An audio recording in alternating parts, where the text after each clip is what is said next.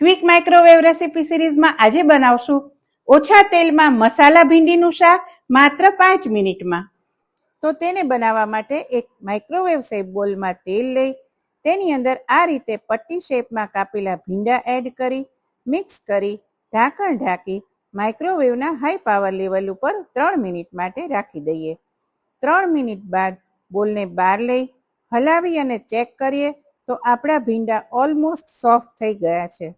હવે એક મિક્સિંગ બોલની અંદર સ્પેશિયલ મસાલો બનાવવા માટે કોથમીર લઈ તેની સાથે ઝીણી સેવ, તલ, ટોપરાનો ભૂકો, આદુ મરચાંની પેસ્ટ, લસણની પેસ્ટ, તેની સાથે સાથે આમચૂર પાવડર અને કેપ્શનમાં આપેલા બધા જ મસાલા એડ કરી સાથે સિંગદાણાનો ભૂકો અને થોડું અડધી ચમચી જેટલું તેલ એડ કરી બધો જ મસાલો સારી રીતે મિક્સ કરી લઈએ. હવે આ તૈયાર કરેલો મસાલો ભીંડાની અંદર એડ કરી સારી રીતે મિક્સ કરી ઢાંકણ ઢાંકી માઇક્રોવેવના હાઈ પાવર લેવલ ઉપર 2 મિનિટ માટે રાખી દઈએ.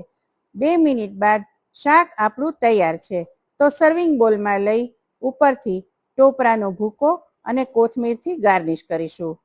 તો તૈયાર છે ઓછા તેલમાં મસાલા ભીંડીનું શાક માત્ર 5 મિનિટમાં.